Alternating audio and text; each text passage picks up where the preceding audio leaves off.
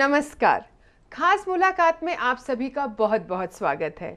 आज हमारे साथ हैं राजस्थान प्रदेश कांग्रेस कमेटी की प्रवक्ता अर्चना शर्मा। अर्चना जी, खास मुलाकात में आपका स्वागत। अर्चना जी, आपके हिसाब से स्पोक्स पर्सन या प्रवक्ता का क्या रोल होता है? देखिए, स्पोक्स पर्सन जो होता है वो कहीं का भी हो, वो फेस ऑफ पार्टी कह सकते हैं या किसी कॉरपोरेट सेक्टर का भी हो, तो भी वो उस पर्टिकुलर सेक्टर के लिए फेस होता है उसका। और स्पेशली जब वो किसी सत्ताधारी पार्टी का होता है तो उसका उत्तरदायित्व ज़्यादा बढ़ जाता है, क्योंकि विपक्ष का स्पोक्स पर्सन होगा तो वो उनका काम सिर्फ विरोध करना है, किसी भी नीति का विरोध कर देंगे।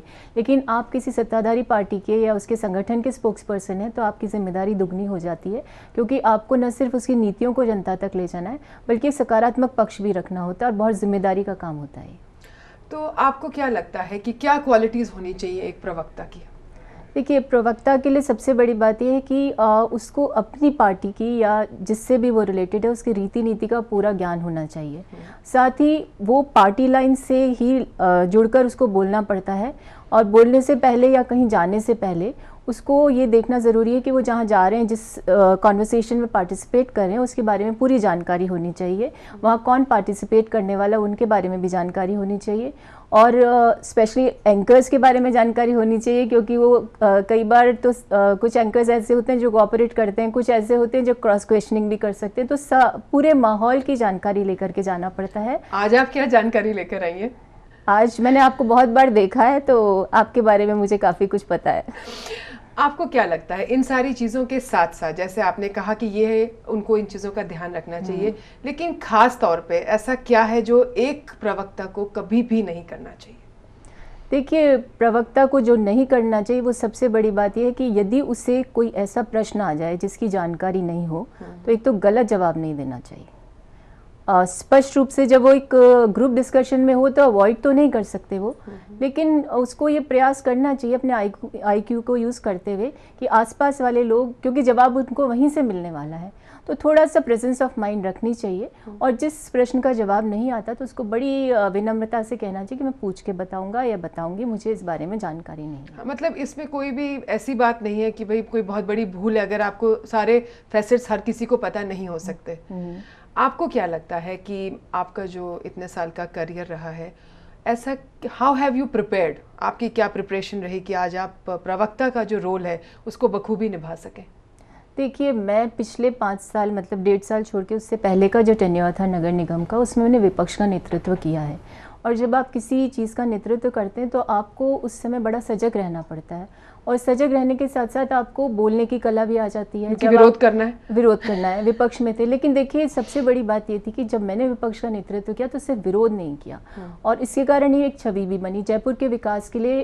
शायद आपको पता हो तो मानीशा नाला, जिसके लिए आज हाईकोर्ट इतने आदेश भी दे रही है, तो पहली बार ऐसा हुआ कि विपक्ष का वही निंदा प्रस्ताव पास हुआ। वो निंदा प्रस्ताव भी साधारण सभा के पटल पर मैंने रखा। तो एक वो जो 5 साल का अनुभव था जिसमें मैंने जयपुर की जनता की भावनाओं को पटल पर रखा या मीडिया के माध्यम से मैं उसको लेकर के गई, तो वो अनुभव मेरे काम आया। और शायद ये क्वालिटी होगी जिसको देखकर पार्टी ने इस कम आयु में मुझे प्रवक्ता बनाने की एक घोषणा भी की और एक बहुत बड़ा उत्तरदायित्व भी सौंपा है। एक प्रवक्ता की तरह आप क्या सोचती हैं, कौन सी चीज़ ज़्यादा ज़रूरी है, क्या कहा जा रहा है या वो कैसे कहा जा रहा है? देखिए, सब चीज़ें मायने रखती है। आज एक प्रवक्ता का मतलब ये नहीं, पहले की बात छोड़िए, आज के ज़माने में इलेक्ट्रॉनिक मीडिया बहुत हावी है, लेकिन आपको जब आप इलेक्ट्रॉनिक मीडिया को फेस करते हैं तो आपको कई बातों का ध्यान रखना पड़ता है। आपके फेशियल एक्सप्रेशन ठीक होना चाहिए, यदि आपको नहीं आ रहा है तो भी नर्वसनेस नहीं आनी चाहिए। कई बार देखिए, जब सत्ताधारी पार्टी का कोई प्रवक्ता होता है तो उसके सामने बड़ी विडंबना होती है, क्योंकि उसको कई बार ऐसी परिस्थितियों के बीच में भी जाना पड़ता है जहाँ पर उसके पास जवाब नहीं होता और देना चाहे तो भी नहीं दे सकता। तो ऐसी अवस्था में आपको बहुत कुछ ध्यान रखना पड़ता है, और मैं प्रयास कर रही हूँ। अभी मुझे भी ज़्यादा समय नहीं हुआ है, लेकिन मेरा प्रयास है कि मैं जो भी मैंने देखा है मेरा पॉलिटिकल करियर में, मेरे एकेडमिक करियर में, मेरा थोड़ा सा एक्सपोजर इंटरनेशनल कॉन्फ्रेंसेज में भी रहा, तो उसके आधार पर जो भी मैंने सीखा तो मैं प्रयास करती हूँ इसमें ढालने का उसको। आप क्या सोचती हैं, जैसे आप कह रही हैं कि आप इंटरनेशनल कॉन्फ्रेंसेज में पार्ट ले चुकी हैं, तो इंडिया में और इंटरनेशनल जो फील्ड है उसमें स्पोक्स पर्सन की पर्सनालिटी किस हद तक डिफर करती है? मैं सिर्फ पॉलिटिकल ग्राउंड्स की बात कर रही हूँ। देखिए, बहुत बड़ा फ़र्क है यहाँ और विदेशों में। यदि हम बहुत ज़्यादा डिफ्रेंशिएट करें तो हम यूएस का एग्जाम्पल ले लेते हैं। वहाँ पूरा चुनाव जो राष्ट्रपति का होता है वो सिर्फ स्पीच के आधार पर होता है। और अगर आपने कुछ अपने भाषण में कोई ऐसी बात कह दी जो जनता को अपील नहीं करती है, तो आप ये मान लीजिए कि आप इलेक्शन हार रहे हैं। तो इसी वजह से हमारे यहाँ और वहाँ के जो परिदृश्य है उसमें बहुत फ़र्क है। लेकिन फिर भी आज इलेक्ट्रॉनिक मीडिया जितना हावी हो चुका है, उसके हिसाब से मुझे लगता है कि हर समय आपको सजग भी रहना पड़ेगा और आपको तैयार भी रहना पड़ेगा इस चीज़ के लिए। जैसे आप कह रही हैं कि भाई इलेक्ट्रॉनिक मीडिया एक बहुत मेजर रोल आजकल प्ले कर रहा है, पर आई थिंक पॉलिटिकल पार्टीज और उनके स्पोक्स पर्सन भी उसको इनकैश करना आप सीख गए हैं। देखिए, जब इनकैश किस सेंस में आप कह रहे हैं, मतलब पॉजिटिवली? नहीं, इनकैश वाली बात नहीं है। आज इलेक्ट्रॉनिक मीडिया का भी काम नहीं चलेगा, स्पोक्स पर्सन जब तक पार्टी के अपना व्यू पॉइंट नहीं रखेगा। आप भी हमारी ज़रूरत है और हम भी आपकी ज़रूरत है। तो जब म्यूचुअल अंडरस्टैंडिंग की बात होती है तो हम भी ये चाहते हैं कि इलेक्ट्रॉनिक मीडिया के माध्यम से, क्योंकि इलेक्ट्रॉनिक मीडिया एक ऐसा माध्यम है जिसके थ्रू हम जल्दी से जल्दी जनता के बीच में अपनी भावनाओं को ले जा सकते हैं। बिल्कुल। तो यही एक पर्पस है कि हम इलेक्ट्रॉनिक मीडिया के माध्यम से अपनी बातों को ले जाते हैं, और ऐसा इनकैश करने वाली बात नहीं है।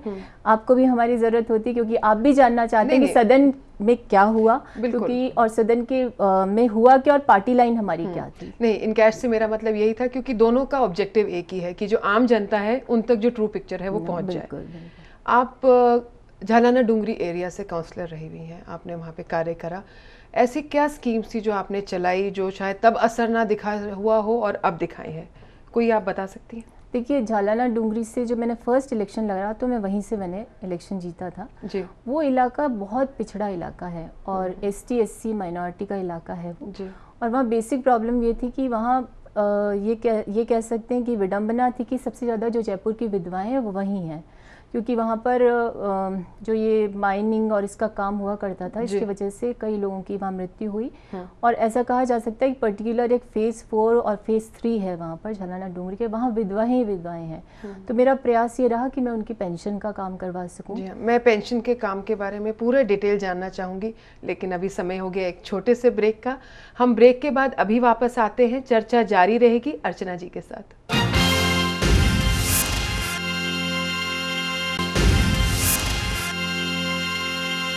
ब्रेक के बाद आप सभी का स्वागत है। तो आप बता रही थी कि झालाना डूंगरी एरिया में विधवाएं बहुत हैं और आपकी ये एक कोशिश थी कि उनको पेंशन मिले, तो क्या रहा उसका? ये मान के चलिए 70% लोगों की मैंने पेंशन बनवाई, और इसके साथ साथ जो मूल विकास करना था वो मैंने करवाया, सड़कें, नालियाँ। मेरा एक मानस था उस समय कि किसी भी प्रकार से सीवरेज लाइन वहाँ डल जाए, परंतु वो नहीं हो सका। अभी भी नहीं हुआ है? नहीं, अब हो गया वो काम, लेकिन वो हुआ अब इस टेन्योर में। अब सुनने में आया है कि उसको मेन लाइन से लिंक किया है, तो उस काम को 10 साल लग गए होने में। 10 साल लग गए। जैसे आपने कहा आप काउंसलर रही 5 साल, झालाना डूंगरी में आपने बहुत कार्य भी करा। आपका नाम मेयर कैंडिडेट के लिए भी सुर्खियों में आया था, बाकी नामों के साथ भी।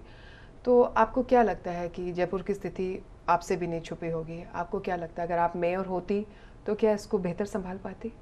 देखिए, मैंने अभी आपको बताया कि 5 साल में काउंसलर रही, उसके बाद 5 साल में ऑपोजिशन की डेप्यूटी लीडर रही। तो मेरा जो विजन हुआ, जो डेवलप हुआ इस क्षेत्र में, वो काफ़ी ब्रॉड हुआ।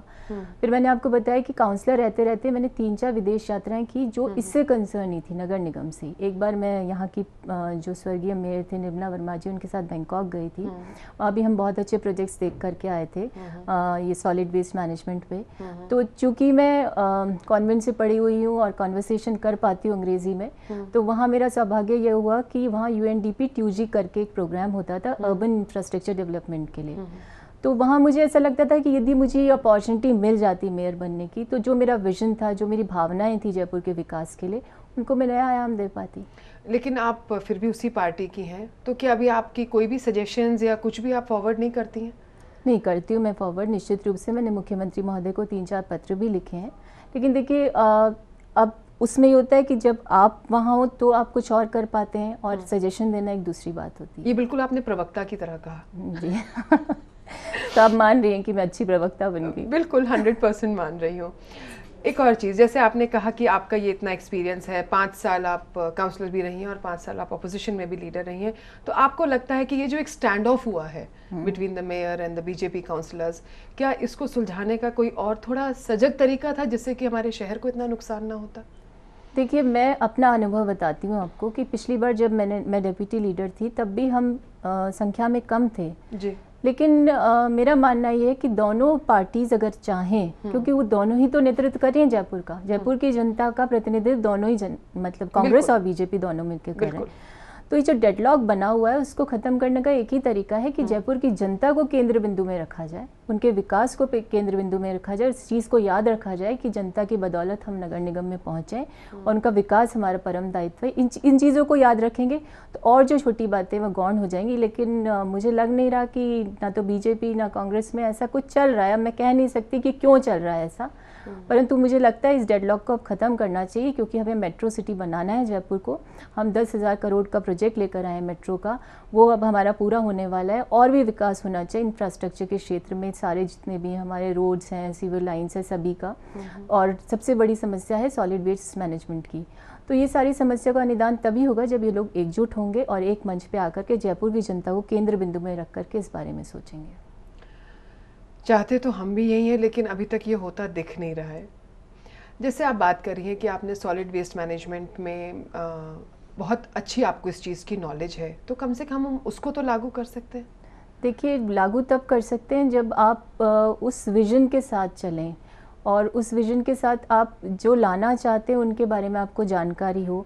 अब इस सदन में समस्या ये है कि यहाँ चर्चा कम होती है और लड़ाई झगड़े ज़्यादा होते हैं। तो यदि इन चीज़ों को साइडलाइन किया जाए, और बहुत से एनजीओज़ काम कर रहे हैं, यदि हम देखें सूरत में जाकर देखें, नागपुर में जाकर देखें, तो वहाँ का सॉलिड वेस्ट मैनेजमेंट बहुत अच्छा है। अब हम ये सोचें कि हम नॉर्वे जाकर आएँ, पेरिस जाकर उसको रेप्लिकेट करें, वो पॉसिबल नहीं है। पहले छोटे कदम तो लीजिए। बिल्कुल, हमें अपनी परिस्थितियों को देखना होगा, क्योंकि देखिए जयपुर का महत्व बहुत बड़ा है।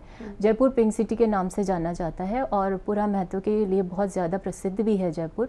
तो ऐसी स्थिति में सबसे बड़ा दायित्व जो हमारा होना चाहिए वो परकोटे के संरक्षण का होना चाहिए।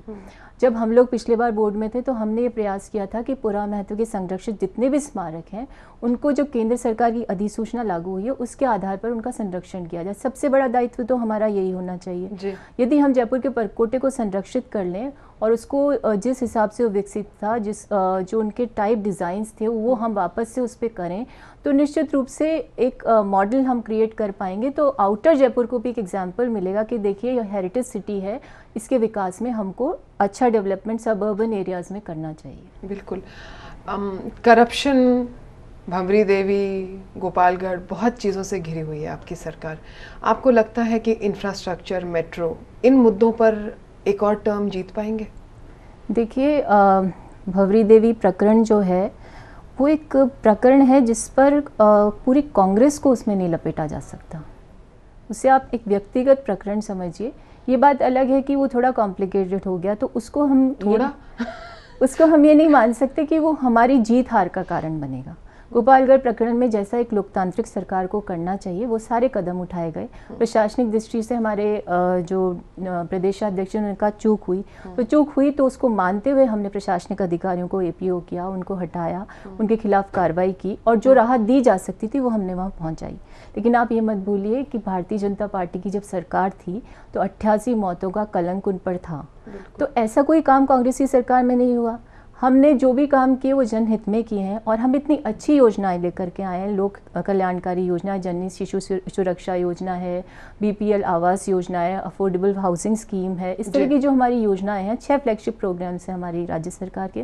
वैसी योजनाएं जो आम आदमी को केंद्र बिंदु में रख करके हमने योजनाएं बनाई हैं। तो जब हम इतने अच्छे काम करेंगे तो क्यों नहीं आएंगे हम लोग वापस। बिल्कुल। सवाल आपसे और भी हैं, लेकिन एक छोटे से ब्रेक के बाद, हम ब्रेक के बाद अभी वापस आते हैं। आप लोग देख रहे हैं खास मुलाकात।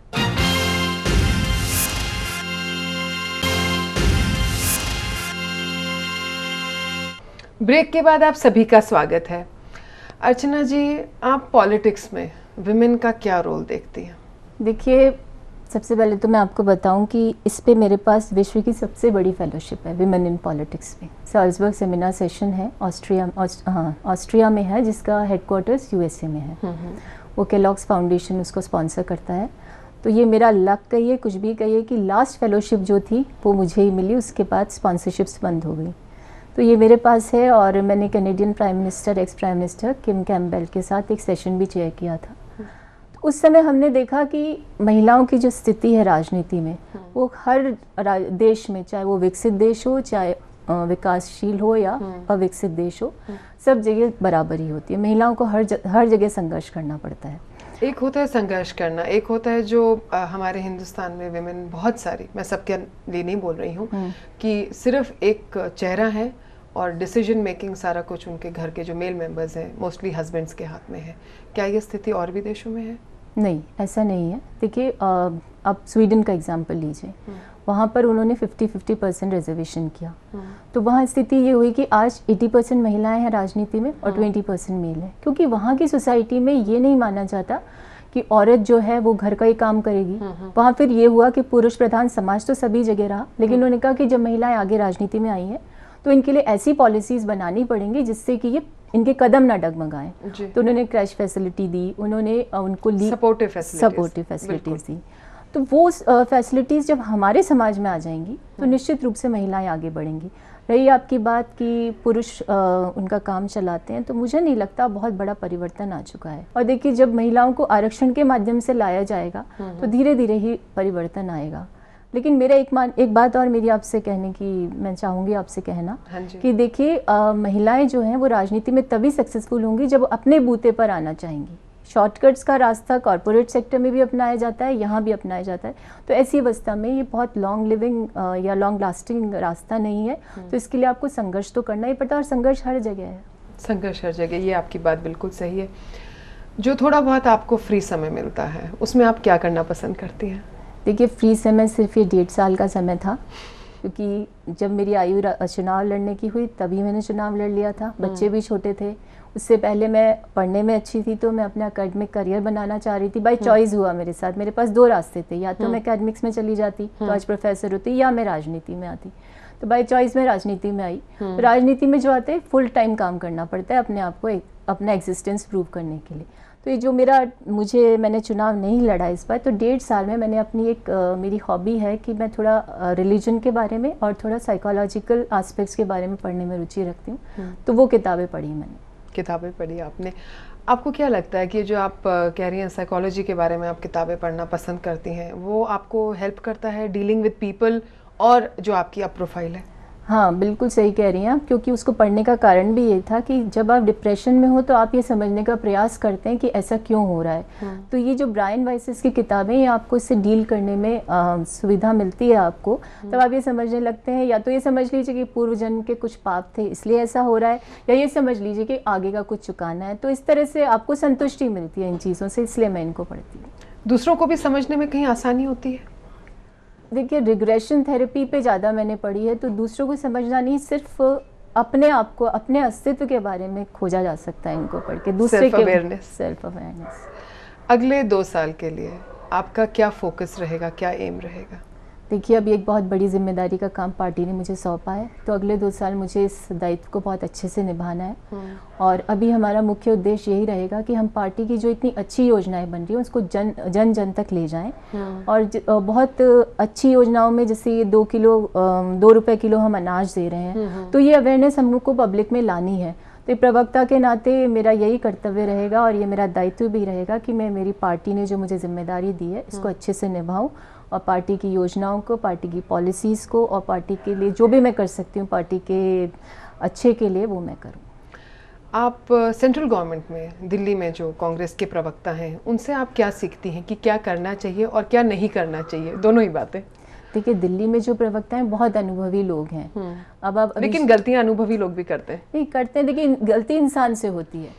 लेकिन फिर भी आप देखिए कि उनसे हम ये सीखते हैं कि वो, आप अभिषेक मनु सिंघवी जी का एग्जाम्पल ले लीजिए। वो एक बहुत बड़े वकील हैं। कोर्ट में जाते हैं तो वो एक वकील का पेशे की तरह वहाँ पर बिहेव करते हैं। बिल्कुल। जब पार्लियामेंट में होते हैं तो पार्टी लाइन पर बोलते हैं, और पार्टी लाइन, जब वो पार्लियामेंट से बाहर आते हैं तो जब ब्रीफिंग देते हैं तो उनको वो बात कहनी पड़ती है जो पार्लियामेंट में घटित हुई। तो 3 रोल्स वो प्ले करते हैं। तो हम उनसे काफ़ी कुछ सीख रहे हैं, और हम लोग वही पार्टी लाइन फॉलो करते हैं जो हमारे प्रवक्ता दिल्ली में हमें फैक्स करते हैं, ईमेल करते हैं यहाँ जयपुर में। फिर भी एक क्या फ़र्क आप देखते हैं बिटवीन सेंट्रल गवर्नमेंट के प्रवक्ता होने में और स्टेट गवर्नमेंट के होने में? काफ़ी फ़र्क है। वो लोग पॉलिटिकली भी बहुत साउंड पोजीशंस पे हैं। वहाँ पर बहुत उन लोगों को प्रवक्ता बनाया जाता है जो बहुत अनुभवी भी होते हैं। ऐसी बात नहीं कि हम लोग अनुभवी नहीं है, लेकिन अब मेरा एग्जाम्पल लीजिए, मैं बहुत कम आयु में बन गई, तो हमें तो सीखना ही है उनसे हर हाल में। और उनसे हम सीख रहे हैं। आपको क्या लगता है कि आपके अंदर सबसे बड़ी कमजोरी क्या है? आपके role as a spokesperson को देखते हुए बात कर रही हूँ मैं। इस बारे में तो आप बताइए, आपके सामने मैं बोल रही हूँ कि मेरी कमजोरी क्या है। नहीं, मुझे तो कोई कमजोरी नहीं दिख रही है, लेकिन आप सेल्फ अवेयरनेस की बात करती हैं, तो आपको क्या लगता है कि मेरे को इस चीज़ को इम्प्रूव करना है? देखिए, इसको आप कमज़ोरी भी कह सकते हैं या ये कह सकते हैं कि मैं कुछ ज़्यादा ही अवेयर हूँ कि मैं जहाँ भी जाती हूँ तो वहाँ का जब तक मुझे पूरी नॉलेज या इन्फॉर्मेशन नहीं होती तो मैं वहाँ जाने के लिए सोचती भी नहीं हूँ। तो मुझे यदि किसी चैनल पे बुलाया जा रहा है तो मैं पहले उनसे ये पूछती हूँ कि आप किस प्रोग्राम के लिए मुझे बुला रहे हैं, क्योंकि देखिए मैं सिर्फ एक मेरा मीडिया एक्सपोजर हो ये मेरी कामना नहीं है। मेरी आकांक्षा ये है कि मैं पार्टी ने जो मुझे दायित्व दिया है उसको पूरा करने के लिए मैं इस तरह से मीडिया के सामने जाऊं कि मैं पार्टी का फेस, सचमुच में पार्टी का फेस लगूं और पार्टी की रीति नीति को इस तरह से रखूं कि सामने वाले के ऊपर हम लगे कि कांग्रेस का प्रवक्ता हावी है। राजस्थान की सरकार में हमारे कितने प्रवक्ता हैं? हम लोग 4 प्रवक्ता हैं इस बार। और कैसे बैलेंस करते हैं आप लोग कि कौन क्या खबर देगा? हम लोगों में ऐसी कोई वो प्रॉब्लम नहीं है। हम लोगों को अभी हम लोग जैसे ही बने उसके बाद बड़े अच्छे कोऑर्डिनेशन से चल रहा है। तो बेसिकली इलेक्ट्रॉनिक मीडिया में मुझे ज़्यादा इसलिए बुलाया जाता है क्योंकि मैं जयपुर नगर निगम में जब विपक्षी नेता रही तो मेरी पहचान है जयपुर में, तो इस वजह से बाकी जब ज़रूरत पड़ती है तो प्रिंट मीडिया के लिए भी काम करते हैं हम लोग। आपका बहुत बहुत धन्यवाद अर्चना जी। ये थी खास मुलाकात अर्चना शर्मा जी के साथ। आशा करती हूँ आपको हमारा कार्यक्रम बहुत अच्छा लगा होगा। अगली बार फिर मिलते हैं, तब तक हमें इजाज़त दीजिए। नमस्कार, जय हिंद।